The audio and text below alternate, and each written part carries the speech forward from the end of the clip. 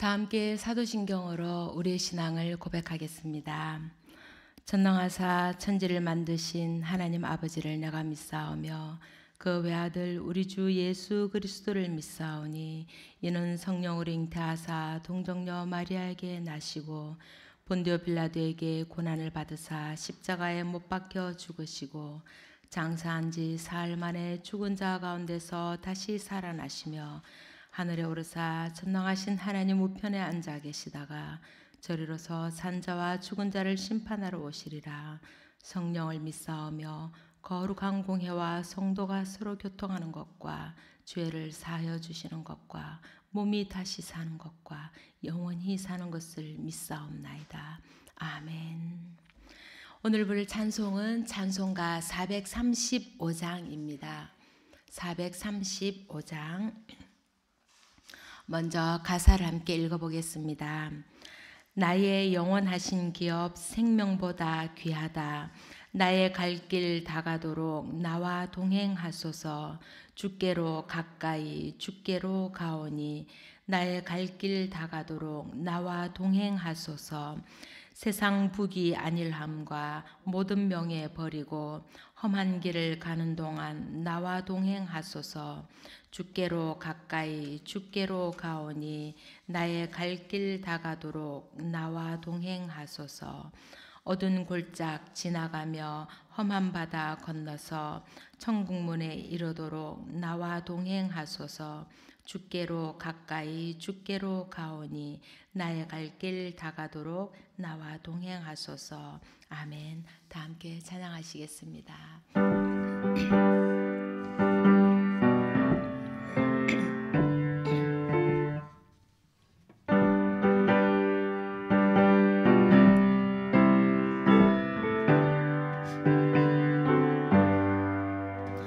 나의 영원하신 기업 생명보다 귀하다.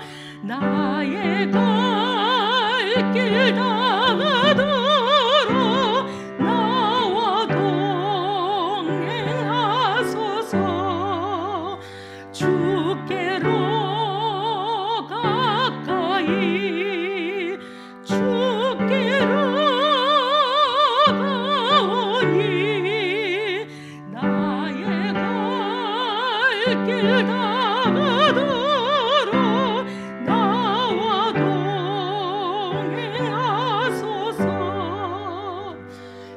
세상 부귀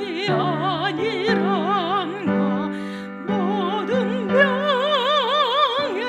버리고 험한 길을 가는 동안 나와 동행하소서.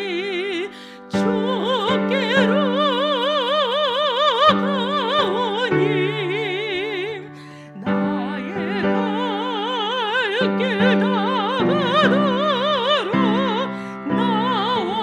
갈 길 다가도록 나와 동행하소서.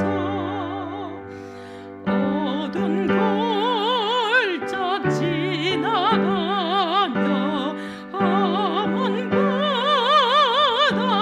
건너서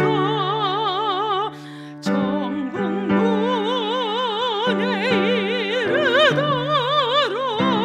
나와 동행하소서. 주께로 가까이 주께로 가오니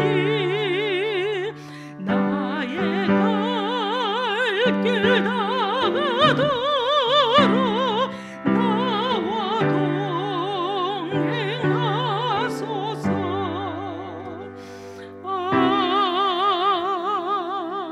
아멘.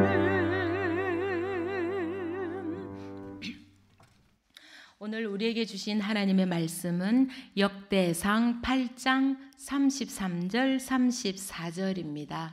역대상 8장 33절 34절입니다. 다 함께 한 목소리로 읽겠습니다. 넬은 기스를 낳고 기스는 사울을 낳고 사울은 요나단과 말기수아와 아비나답과 에스바알을 낳았으며 요나단의 아들은 무립바알이라 무립바알은 미가를 낳았고. 아멘. 우리는 계속 족보 이야기를 읽고 있습니다. 역대상 8장은 앞선 7장에서 이미 언급하였던 베냐민 지파의 족보를 아주 상세하게 기록하고 있습니다. 아마도 이것은 베냐민 지파의 중요성 때문일 것입니다. 베냐민 지파는 이스라엘의 초대왕 사울을 배출한 지파입니다. 또한 이스라엘이 남북으로 분열될 당시 베냐민 지파 일부가 다윗 왕조를 지지하였으며 바벨론 포로에서 귀환한 후에는 이스라엘 내에서 차지하는 비중이 컸습니다. 베냐민은 본래 야곱의 12아들 중 막내로 태어났지요. 라헬은 베냐민을 낳고 죽게 되는데 그녀는 슬픔의 아들이란 뜻의 베노니라고 이름을 지어줍니다. 그러나 야곱은 오른손의 아들이란 뜻의 베냐민으로 이름을 바꿉니다.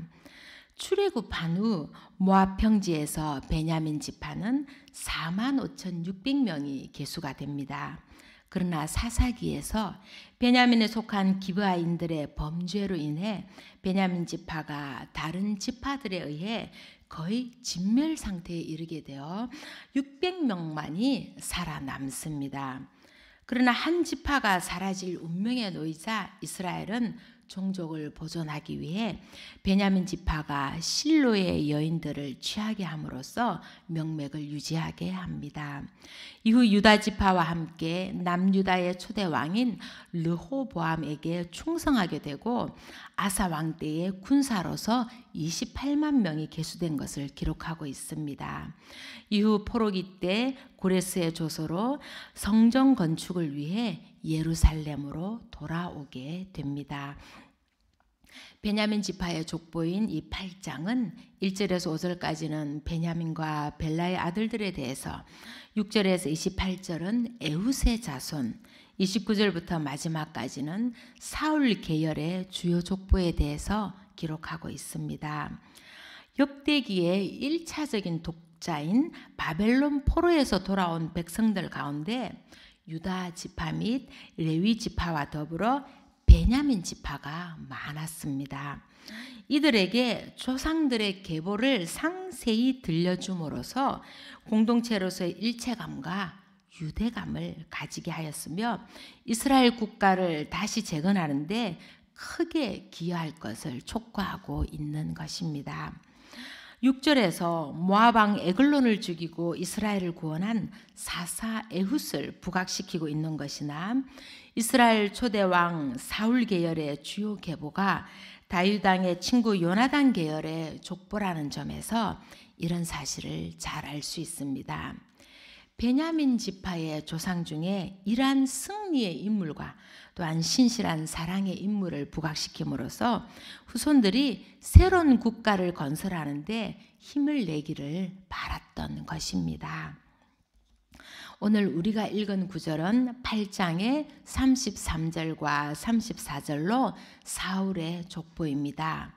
넬은 기스를 낳고 기스는 사울을 낳습니다. 사울은 이스라엘의 초대왕이 된 사람이지요. 그런데 그는 그저 평범한 베냐민 지파의 한 사람에 불과했습니다. 이스라엘 중에서도 가장 미약한 베냐민 지파, 그 중에서도 미약한 가문의 사람이었습니다. 그런 보잘것없는 사람인 사울을 하나님은 왕으로 세우셨던 것입니다. 그러나 사울은 점차 교만하여져서 처음에 가졌던 순수한 마음을 잃고 하나님의 말씀을 거역하고 자기 마음대로 행동합니다. 그 결과 그는 하나님의 진노로 왕권을 빼앗기고 말았던 것입니다. 하나님은 사울의 마음을 보시고 그를 이스라엘의 왕으로 세우기도 하시고 패하기도 하신 것입니다. 사무엘상 2장에서의 한나의 기도처럼 여호와는 죽이기도 하시고 살리기도 하시며 서울에 내리게도 하시고 올리기도 하시며 가난하게도 하시고 부하게도 하시며 낮추기도 하시고 높이기도 하시는 분이신 것입니다. 그러므로 우리는 어떤 자리에 있든지 하나님이 내 인생의 주권자임을 반드시 기억하여야 할 것입니다. 사울처럼 높은 자리에 있을 땐 겸손함을 잃지 말고 하나님의 뜻을 늘 염두에 두어야 하며 낮은 자리에 있다 하여도 실망하거나 낙심하지 말아야겠습니다.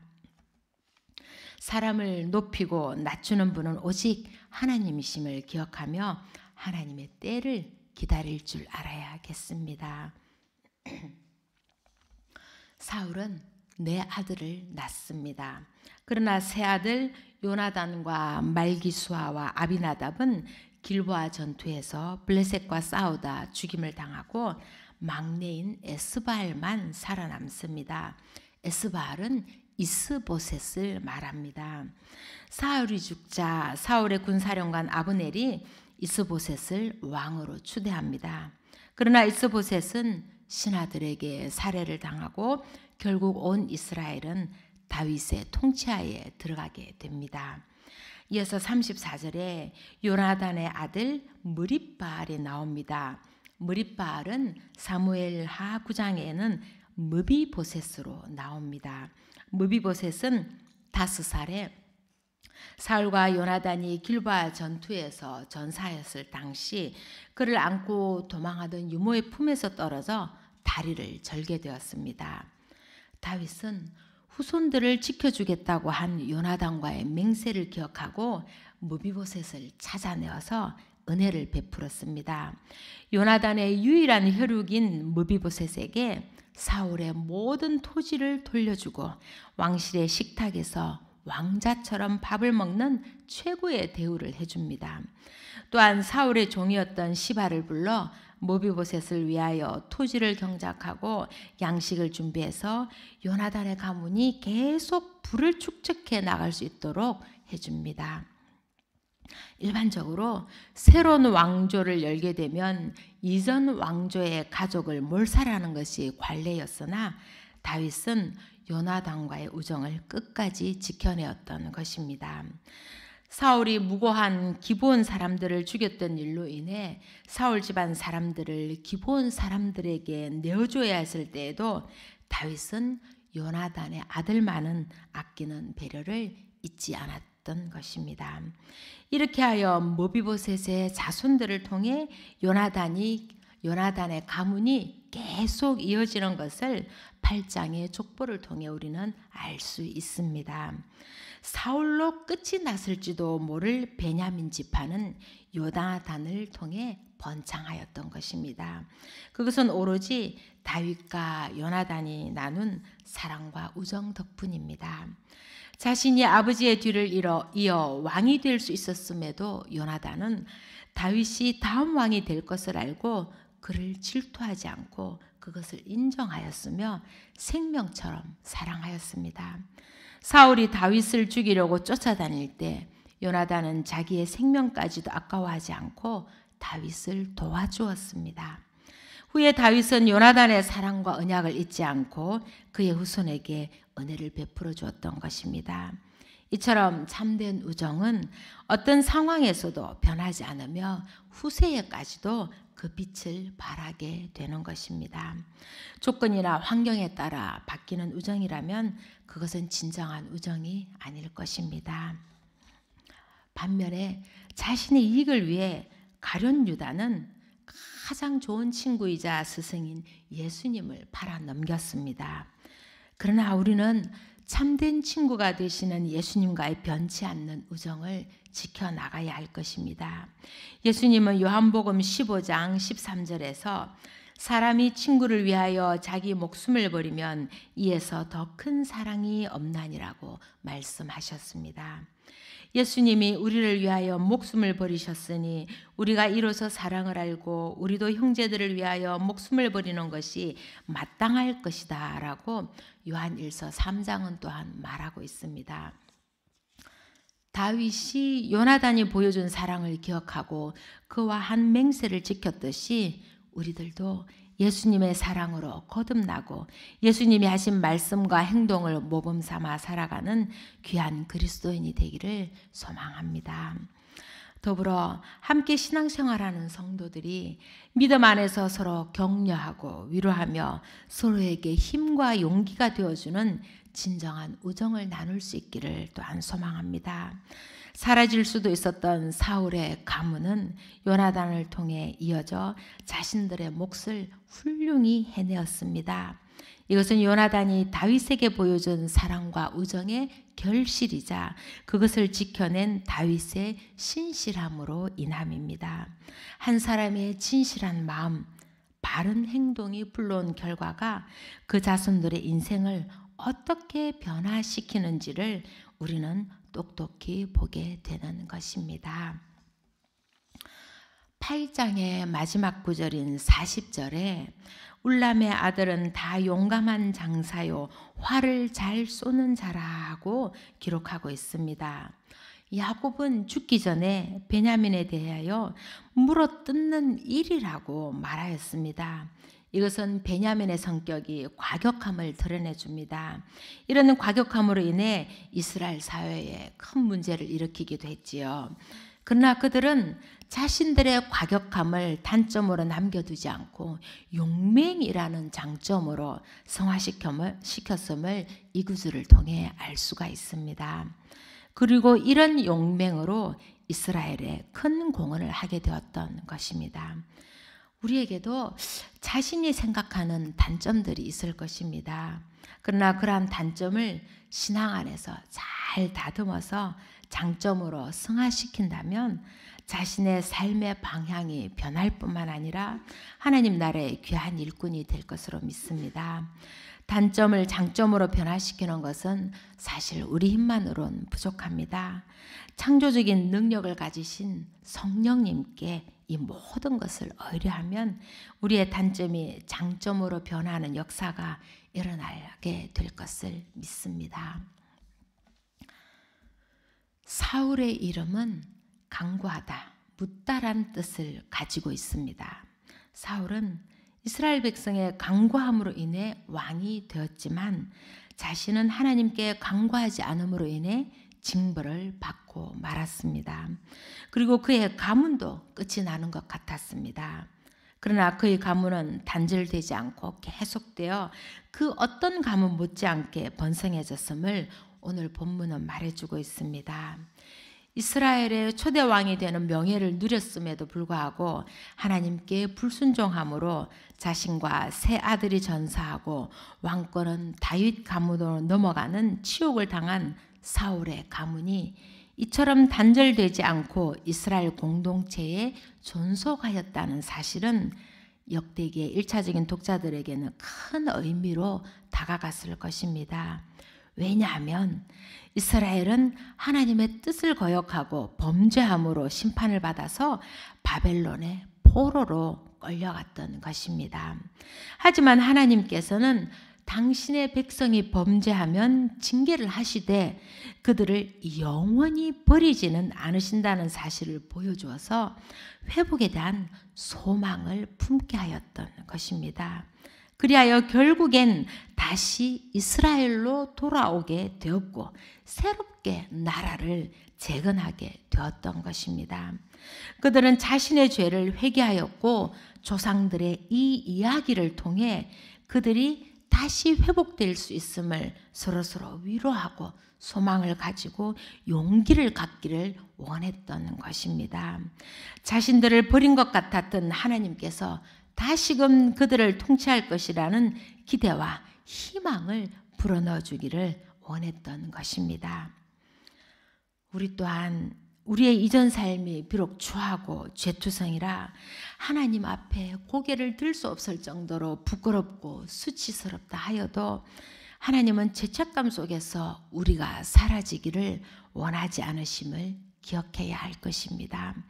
하나님의 은총이 임하기만 하면 우리는 다시 일어설 수 있으며 기쁨의 삶을 회복할 수가 있는 것입니다.